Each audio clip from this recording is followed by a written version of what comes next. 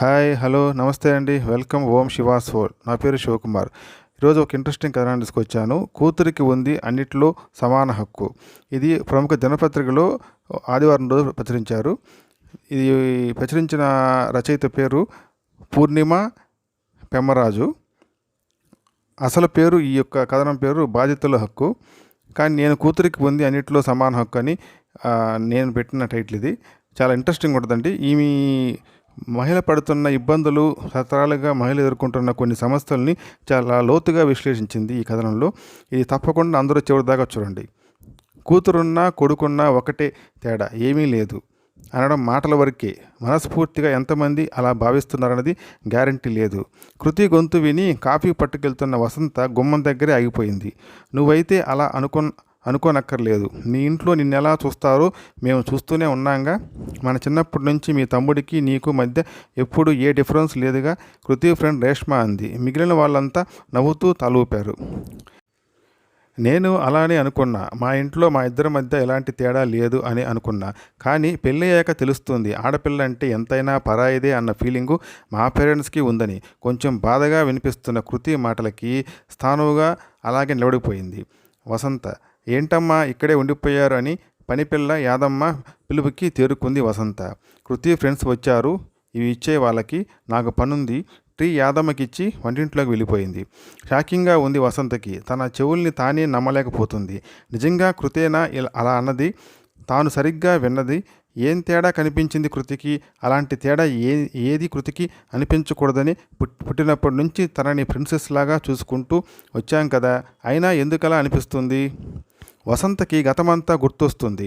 అమ్మ, నేను అక్క కూడా బస్సెక్కి కాన్వెంట్కి వెళ్తాం. అన్నయ్యలతో పాటు స్కూల్ యూనిఫామ్ వేసుకొని షూస్ వేసుకుంటున్న అన్నలను చూసి ఆశగా అడిగింది 8 ఏళ్ల వసంత. ఆడపిల్లలను కూడా మగపిల్లలతో సమానంగా కాన్వెంట్కి పంపాలంటే మాటలా తల్లి? వాళ్ళిద్దరికీ ఫీజు కట్టేసరికి మాకు దేవుళ్ళు కనపడుతున్నారు. అక్క చూడు, చక్కగా ఏం మాట్లాడకుండా వెళ్తుంది కదా గవర్నమెంట్ బళ్ళోకి. అయినా చదువుకోవడానికి ఏ బడైతే ఏమిటి? విసుక్కుంది అమ్మ. అయితే అన్నలిద్దరిని కూడా మా బడికే పంపు, చదువుకోవడానికి ఏదైతే అన్నావుగా ఉక్రోషంగా అంది వసంత. వాళ్ళతో మీకు పోలికేంటి? వాళ్ళు మగపిల్లలు, చదువుకొని ఉద్యోగాలు చేయాలి. మీరేం చేస్తారు? ఉద్యోగాలు చేయాలా, ఊళ్ళేలా? త్వరగా అన్నాలు తిని బయలుదేరండి. లలిత కంచాలు పెట్టు, పెద్ద కూతురిని పురమాయించింది వసంత వాళ్ళమ్మ. నాకు వేడి అన్నం కావాలి, ఈ చెద్దన్నం మజ్జిగ వద్దు మొరాయించింది వసంత. దీనితో పెద్ద తలనొప్పి అయిపోతుంది. అన్నిటికీ మగపిల్లకాయలతో పోటీ. నోరు మూసుకొని తిను, లేకపోతే మానేయి. నేను మీ అమ్మలాగా సాగదీస్తూ కూర్చోను. లలిత అన్నలకి వేడన్నం పెట్టి పెరుగన్నం వేయి. మీ ఇద్దరు సద్దనం తిని బయలుదేరండి. నానమ్మ అరుపుకి కిక్కురు మనకుండా కంచం దగ్గర కూర్చుంది వసంత. అప్పుడే పెళ్ళికి ఎందుకు ఒప్పుకున్నావక్క? ఇంకా చదివే పూర్తి కాకుండా నిస్తార్థానికి రెడీ అవుతున్న లలితని చూస్తూ అడిగింది వసంత. మంచి సంబంధం చేసుకోమన్నారుగా, ఇంకెందుకు ఇప్పుడు ఈ ఆలోచనలు? నిర్లిప్తంగా అంది లలిత. చెప్పొచ్చుగా అక్క, ఎంత మంచి మార్కులు వచ్చాయి నీకు. అన్నయ్య ఇంటర్ తప్పినా మళ్ళీ నానా తంటాలు పడి ఇంజనీరింగ్లో చేర్చారు. నీకు చాలా మంచి మార్కులు వచ్చాయి, సీటు వస్తుంది. మంచి కాలేజీలో గట్టిగా అడుగు, ఆవేశంగా అంటున్న 14 ఏళ్ల వసంతని జాలిగా చూసింది లలిత. పిచ్చిదాన, అడిగి లేదనిపించుకోవడం తప్ప చిన్నప్పటి నుంచి ఏదన్నా కోరుకొని దొరికిందా మనకి? ఆడపిల్లలంటే బరువు, వీలైనంత ఈజీగా తెంచుకోవాలనుకుంటారు తల్లిదండ్రులు. ఆడపిల్ల పుట్టినప్పుడే పరాయిది అని ముద్ర వేసేస్తారు. చూస్తూనే ఉన్నాముగా చిన్నప్పటి నుంచి. తినే తిండి దగ్గర నుంచి మనకి అన్నయ్యలకి మధ్య తేడా. వాళ్ళ దృష్టిలో మనకి పెళ్లి చేసి పంపిస్తే ఏడాదికి ఒకసారి వచ్చిపోయే చుట్టంలా మాత్రమే. మనం అనవసరంగా గొడవ ఎందుకు? మనం పరాయి ఎలా అవుతాం అక్క? ఈ ఇల్లు మనది కూడా కదా. ఎలా అవుతుంది వసంత? అమ్మ వాళ్ళ దృష్టిలో మనం వేరే ఇంటి వాళ్ళం. వాళ్ళని తప్పు పట్టనక్కర్లేదు. లోకరీతి ఇది. అమ్మాయి అంటేనే ఆడపిల్ల, కానీ ఇక్కడి పిల్ల కాదు అని నానమ్మ ఎన్నిసార్లు అంది? నువ్వు విన్నావుగా. వాళ్ళ ఆలోచన అది. ఎందుకు గొడవ పెట్టుకొని మనం బాధపడి వాళ్ళని బాధపెట్టడం? నేనెలా ఒప్పుకోను, ఉక్రోషంగా అంటున్న వసంతను చూసి నవ్వొచ్చింది లలితకి. సరే ఒప్పుకోకు, రేపు నీకు పెళ్ళై పిల్లలు పుట్టాక నువ్వెట్లానే పెంచి చూపించు సరదాగా లలిత అన్న ఆ మాటలు ముద్రపడిపోయాయి వసంత మనసులో.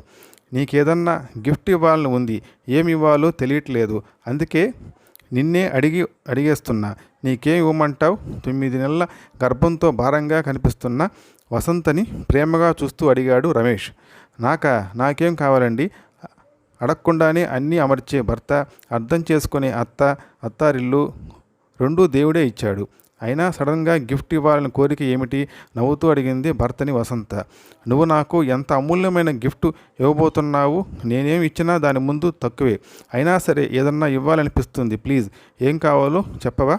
గడ్డం పట్టుకొని బతిమాలుకున్నాడు రమేష్. అయితే నాకు మాట కావాలి, ఇస్తారా? చెప్పు, ఏం కావాలో. పుట్టేది ఎవరో తెలియదు కానీ అమ్మాయే పుడితే తనని ఏ రకంగా తక్కువగా చూడనని మాట ఇవ్వండి. తనకి అన్నిట్లో అన్ని రకాలుగా సమాన హక్కులు ఉండాలి. ఎప్పుడూ తన మీద వివక్ష చూపించకూడదు. అలా అని మాట ఇవ్వండి. చేయి జాపింది వసంత. ఏంటి వసంత, అసలు ఎందుకు అలా చేస్తాం? నువ్వు ప్రత్యేకించి అడిగే మాట తీసుకోవాలా? మనకి అమ్మాయి పుడితే అంతకన్నా కావాల్సింది ఏముంది? మేము ముగ్గురము మగపిల్లలమే, అన్నయ్యలిద్దరికీ మళ్ళీ మగపిల్లలే. చిరాకెత్తిపోయి ఉన్నాం. మనకి అమ్మాయి పుడితే తానే ప్రిన్సెస్ ఆఫ్ ద హౌస్. తనకే ఫస్ట్ హక్కులన్నీ. ఇందులో మాట తీసుకునేంత ఏముంది? నవ్వొచ్చింది రమేష్కి. మీకు తెలియదా మా ఇంట్లో ఎలా ఉండేదో? నేను అక్క ఎలాంటి సిచ్యువేషన్లో ఫేస్ చేశామో. పుట్టింటి విషయాలు బయట పెట్టుకోవడం ఇష్టం లేక నేను ఎప్పుడూ చెప్పలేదు. మా ఇంట్లో మా హోదా ఎప్పుడు సెకండ్ క్లాస్ సిటిజన్స్. మగపిల్లలకు కాన్వెంట్ చదువులు, హై లెవెల్ కోచింగ్లు, ఆడపిల్లలకి అత్యసారు చదువులు, వాళ్ళకి ప్రతి పండక్కి బట్టలు, మాకు ఏడాదికి 3 జతలు. నా ఈ డిగ్రీ పూర్తి చేయడానికి మా ఇంట్లో 3వ ప్రపంచ యుద్ధం చేయాల్సి వచ్చిందంటే నమ్ముతారా మీరు? ఒకవేళ మా అమ్మా నాన్న కాస్త మెత్తపడ్డా మా నానమ్మ అసలు ఊరుకునేది కాదు. ఆడపిల్లంటే అక్కర్లేని ఖర్చుగా ఫీల్ అయ్యేది. అంతెందుకు, మొన్న మధ్యనే మా ఇల్లు అమ్మారు. మా ఇద్దరికి ఒక్క మాట కూడా చెప్పలేదు. నాకు అక్కకి ఎంత బాధ అనిపించిందో చెప్పలేదేం అని అడిగితే, మా ఇల్లు మా ఇష్టం, మీకు పెళ్లి చేసి పంపేశాం, మీకేం హక్కు లేదు ఇంకా అన్నాడు మా అన్నయ్య. ఆస్తుల హక్కు కోసం కాదు అడిగింది, మేము పెరిగిన ఇల్లు అటాచ్మెంట్ మాకు ఉంటుందిగా, ఒక్కసారి చూసుకోవాలనుకునే వాళ్ళం కదా. పెళ్ళి అయినంత మాత్రాన మీకేం సంబంధం లేదు అన్నట్లు అంటే ఎంత కష్టంగా ఉంటుంది. గాఢంగా శ్వాస తీసుకుంది వసంత. అందుకే అడుగుతున్నా, మన పిల్లలు ఎవరన్నా కానీ అందరినీ ఒకేలా చూడాలి, సమాన హక్కు ఉండాలి, సమానంగా ప్రేమించాలి. ఇదే నాకిచ్చే గిఫ్ట్. ఇస్తారా? కదూ, చేయి జాపింది. సమానం కాదు, నేనైతే అమ్మాయికి ఫస్ట్ ప్రిఫరెన్స్, అబ్బాయికి అయితే సెకండ్ క్లాస్ సిటిజన్గా గట్టిగా నవ్వుతూ రమేష్ చిరుకోపంగా చూసింది వసంత. సారీ కోపం తెచ్చుకోకు. సరే, మాట ఇస్తున్నా. చూడు, మన ప్రేమ కానీ మన ఆస్తి కానీ మన పిల్లలందరికీ సమానంగా వాటి మీద హక్కు సమానం.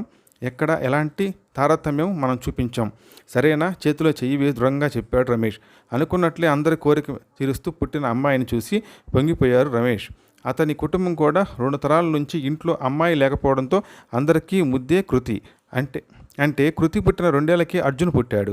కానీ కృతికి గారాబం ఏమాత్రం తగ్గలేదు. రమేష్ ముందు అన్నట్లుగానే కూతురు తర్వాతే ఎవరన్నా ప్రిన్సెస్నే చూసుకున్నాడు. తాను ఏం చదువుకుంటానంటే అదే, ఎక్కడ చదువుతానంటే అక్కడే చదివించాడు. ఇన్ని మంచి సంబంధాలు వచ్చినా కూడా తన చదువు పూర్తయ్యి పెళ్ళికి తాను గ్రీన్ సిగ్నల్ ఇచ్చాకే తనకి నచ్చిన అబ్బాయినే ఇచ్చి పెళ్లి చేశారు.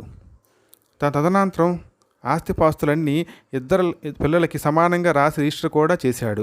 రమేష్ ఇప్పటినుంచే ఎందుకు ఆ వీలునామా అని అందరూ అంటున్నా కూడా పట్టించుకోలేదు. తాను నిర్లక్ష్యం చేయబడ్డానని కూతురు కలలో కూడా అనుకోకూడదని ఎంత కష్టపడ్డాడు. అయినా కృతికి అలా అనిపిస్తుందంటే ఎక్కడ జరిగిన తప్పు? రమేష్ వింటే అసలు తట్టుకోరు. కూతురు అలా ఫీల్ అవుతుందంటే తలనొప్పి వచ్చేసింది. రూమ్లోకి వెళ్ళి తలుపేసుకొని పడుకుంది వసంత. అమ్మా ఈ టైంలో పడుకున్నావేంటి? కృతి పిలుపుకి లేచి కూర్చుంది. ఏం లేదు, తలనొప్పిగా ఉందని పడుకున్నాను. నిద్ర పట్టేసినట్లుంది. ఇందాకటి దాకా బాగానే ఉన్నావుగా, ఇంతలో ఏమైంది? ఏమో తెలియదు, వచ్చింది తలనొప్పి అంతే, కొంచెం ముక్తసరిగా అంది వసంత. నేను అన్న మాటలు విన్నావు, డిస్టర్బ్ అయినావు, చెప్పొచ్చుగా. అవును, నేనే చెప్తున్నాను, పూర్తిగా వినాలిగా, మధ్యలోనే వెళ్ళిపోయావు. నవ్వుతూ అంటున్న కృతిని చూసి కోపం వచ్చింది వసంతకి. నేను వినాలనే మాట్లాడావా ఆ మాటలన్నీ? ఎందుకు? ఎప్పుడైనా నీకేదన్నా తక్కువ చేశామా? ఇందాకటి నుంచి ఎంత ఆలోచించినా నాకు గుర్తుకు రావట్లేదు. మా తప్పేమిటో మీ ఇద్దరికీ ఏదన్నా సమానంగా ఇవ్వాలనే మా తపన. అలానే ఇచ్చామని అనుకున్నాం. అయినా నీకు ఏదో తక్కువైనట్లు అనిపిస్తుందని తెలిసాక నాకు తట్టుకోవడం కష్టంగానే ఉంది, బాధగా ఉంది వసంత. నాకు తక్కువ చేశారని నేను అన్నానా అమ్మా? నిజానికి ఇద్దరిలోకి నాకే ఎక్కువ చేశారు మీరు. ఏ డిమాండ్ అయినా చిన్నప్పటి నుంచి ముందు నాదే తీర్చారుగా. ఎలా అంటాను అలా?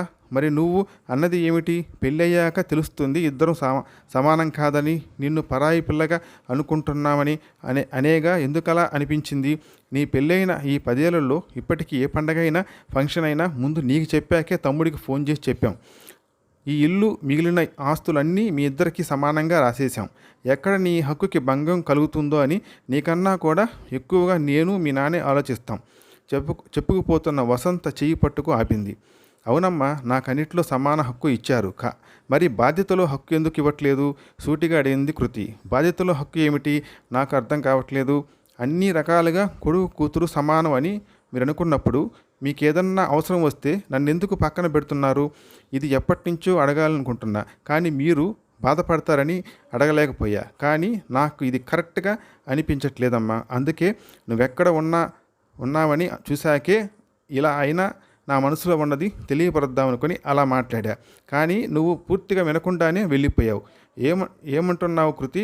ఏమిటి నీ బాధ? నాకు చెప్పడానికి అడ్డేమిటి చెప్పు. 2 ఏళ్ల క్రితం నాన్నకి హార్ట్ ఆపరేషన్ అయింది. నేను చెప్పాను మనీ చదువుతారని. మీరేమన్నారు? మా దగ్గర ఉంది, అక్కర్లేదన్నారు. కానీ తమ్ముడిని అడిగి తీసుకున్నారు. అవునా? లాస్ట్ ఇయర్ నువ్వు పడిపోయావు. 4 నెలలు రెస్ట్ అంటే నేను ఎంత బతిమాలాను నా దగ్గర వచ్చి ఉండమని. కాదు అని తమ్ముడి దగ్గరికి వెళ్ళారు. చంటి పిల్లతో ఉంది నీ కోడలు. ఆ అమ్మాయికి ప్రాబ్లం అవదా? నా పిల్లలంటే పెద్దవాళ్ళయ్యారు, నా దగ్గరికి రావడానికి మీకేమిటి ప్రాబ్లం? ఇలాంటివి చాలాసార్లే జరిగాయి. నాకు అవసరమైనప్పుడు నా హక్కుగా మిమ్మల్ని ఎన్నిసార్లు పిలిచాను. మీకు అవసరం ఉన్నప్పుడు నేను చూసుకుంటా అంటే ఎందుకు ఒప్పుకోరు? నా ఇల్లు మీకు పరాయిగా ఎందుకు అనిపిస్తుంది? కృతి ప్రశ్నకి జవాబేమీ ఇవ్వలేకపోయింది వసంత. నాకు అర్థమైంది ఏమిటంటే, అమ్మ, మీరు నమ్మింది మనస్ఫూర్తిగా ఆచరించడం లేదు. ఇద్దరూ సమానం అంటే అన్నీ సమానంగా ఇవ్వాలి. మీ సుఖంలోనే కాదు కష్టంలోనూ నాకు భాగం ఇవ్వాలి. హక్కులతో పాటు బాధ్యతలు కూడా అప్పచెప్పాలి. లేదంటే నాకు ఇప్పుడు మీరు నన్ను పరాయిగా చూస్తున్నారు అనిపిస్తుంది. నిజమే అవుతుంది. అమ్మాయిలకి అన్నిట్లో సమాన హక్కు కావాలి అమ్మ. అలానే బాధ్యతలో కూడా సమాన హక్కు కావాలి. ఇందాక నా ఫ్రెండ్స్కి అయినా ఇదే చెప్పాను. ఇదంతా నువ్వు నాన్నకి చెప్తే సరే, లేకపోతే నేనే చెప్తాను. బాధ్యతలో నా హక్కు నాకు ఇమ్మని. నిజానికి సమానంగా కాదు, నాకు కొంచెం ఎక్కువ ఇవ్వాలి. మొదటి నుంచి అలానే ఇచ్చారు. కాబట్టి నెమ్మదిగానే చాలా స్పష్టంగా చెప్పిన కృతి మాటలతో తమ ఆలోచనలో ఎక్కడో ఉన్న చిన్న తప్పును అర్థం చేసుకుంది వసంత. అందువల్ల కూతురు ఎంత హర్ట్ అయిందో అర్థమైంది. ఇంకెప్పుడు ఇలా జరగదు తల్లి. తెలియకుండానే నిన్ను బాధ పెట్టినందుకు సారీ. కానీ ఒకటి మాత్రం చెప్పాలి. అందరూ ఆస్తుల్లో హక్కు అడుగుతారు, కానీ బాధ్యతలో హక్కు అడుగుతున్నావు చూడు. నిన్ను చూస్తుంటే గర్వంగా ఉంది. నీలానే అందరు పిల్లలు ఉంటే ఎవరు కూతుర్ని తక్కువగా చూడరు, వద్దనుకోరు. ముద్దు పెట్టుకుంది కూతుర్ని. అందరూ కూతుళ్ళు నాలా ఉండాలి అంటే అందరి తల్లిదండ్రులు మీలాగా ఉండాలి కదమ్మా. నవ్వుతూ ప్రేమగా తల్లిని కౌగిలించుకుంది కృతి. కథ సమాప్తం. So please subscribe and like my channel Om Shiva's Soul. Please subscribe and share this channel. Please subscribe. Thanks for watching. Thank you.